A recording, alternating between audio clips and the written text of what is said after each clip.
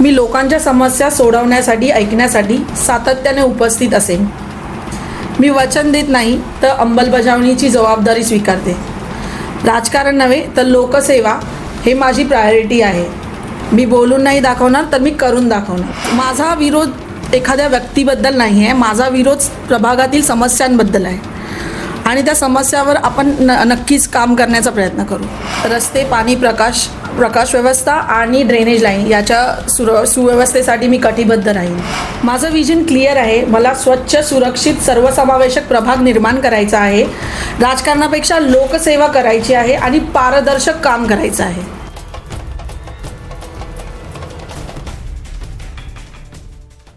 Housing सोसायटीच्या पाण्याच्या टाक्या स्वच्छ करणारी मुंबईतील नंबर 1 कंपनी म्हणजेच लाईफलाईन सर्व्हिसेस। मुंबईच्या निवडणुकीत वातावरणात आता नवीन लक्ष वेधून घेत आहे। एक नवा चेहरा, एक नवी नेतृत्व, श्रद्धा कोरगावकर। चला तर मग आपण त्यांचंच मत त्यांच्याकडनं थेट जाणून घेऊयात। नमस्कार, मी श्रद्धा कोरगावकर आणि सर्वप्रथम साऊथ मुंबई न्यूज चॅनलचं हार्दिक आभार की त्यांनी मला स्वतःला लोकांसमोर स्वतःची मतं मांडण्याची संधी उपलब्ध करून दिली। तर ताई, मला तुम्हाला हे विचारायचं आहे, यावेळी तुम्ही नगरसेवक पदासाठी लोकांसमोर येण्याचं तुमचं हेतू काय, विजन काय तुमचं? माझं विजन क्लिअर आहे। मला स्वच्छ, सुरक्षित, सर्वसमावेशक प्रभाग निर्माण करायचा आहे।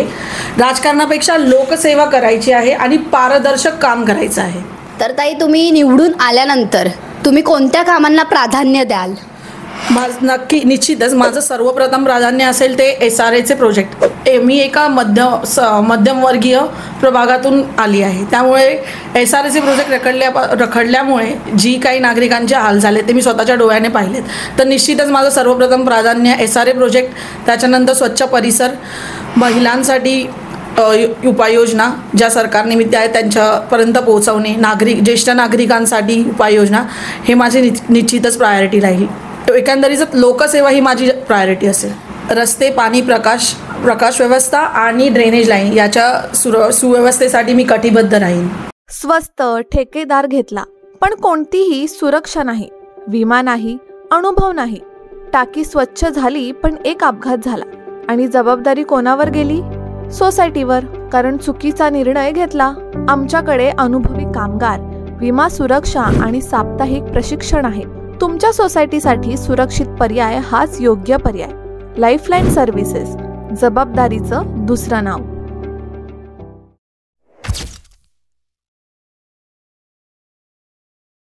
आता ताई, तुम्ही महिलांचा बोललात, तर तुम्ही एक महिला म्हणून, आता निवडणुकीत महिला आरक्षण झाले, तर तुम्ही एक महिला म्हणून महिलांना काय सुविधा उपलब्ध करून द्याल?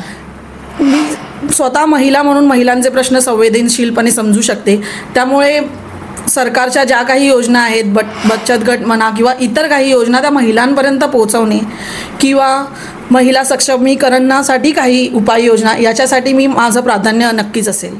तर ताई, जसं तुम्ही नवनेतृत्व, नवा चेहरा म्हणून येतात, तसंच इतर पक्षातही नवचेहरा, नवनेतृत्व म्हणून येते, तर तुम्ही त्या प्रतिस्पर्धांबद्दल काय सांगाल? त्यांना काय सांगाल, लोकांना, मतदारांना, की तुम्ही कसे आहात? निश्चितच माझा विरोध एखाद्या व्यक्तीबद्दल नाही आहे, माझा विरोध प्रभागातील समस्यांबद्दल आहे आणि त्या समस्यावर आपण नक्कीच काम करण्याचा प्रयत्न करू।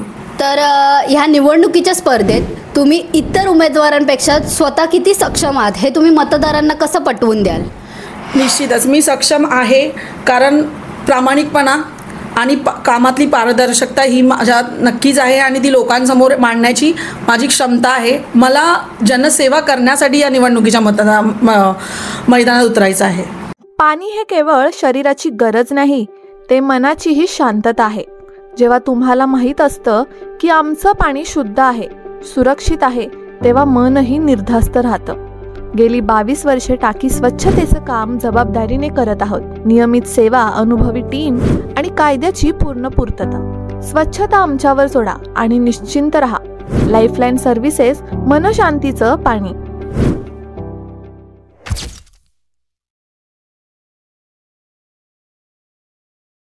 तर ताई, मला तुम्हाला हे विचारायचं आहे की ह्या निवडणुकीच्या स्पर्धेत तुम्ही बाकी उमेदवारांपेक्षा कसे सक्षम आहात हे तुम्ही मतदारांना कसं पटवून द्याल? मी लोकांच्या समस्या सोडवण्यासाठी ऐकण्यासाठी सातत्याने उपस्थित असेन। मी वचन देत नाही तर अंमलबजावणीची जबाबदारी स्वीकारते। राजकारण नव्हे तर लोकसेवा हे माझी प्रायोरिटी आहे. मी बोलून नाही दाखवणार तर मी करून दाखवणार. तर श्रद्धाताईंनी त्यांची मतं आपल्यासमोर मांडली आहेत. तर ह्या मुंबईच्या भविष्यासाठी त्यांनी नवा मार्ग कसा निवडावा हे दाखवलं. तर ह्या निवडणुकीत त्यांची छाप कशी पडते हे लवकरच समोर येईल. तोपर्यंत तुम्ही पाहत राहा साऊथ मुंबई न्यूज, चेहरा मुंबईचा. मी तनुश्री शंकर सनस, व्हिडिओ जर्नलिस्ट साहिल वारिसे सोबत. साऊथ मुंबई विभागातील घडामोडी जाणून घेण्यासाठी साऊथ मुंबई न्यूज चॅनलला लाईक, फॉलो, शेअर आणि सबस्क्राईब करा आणि बेल आयकॉनवर क्लिक करून ऑल करायला विसरू नका.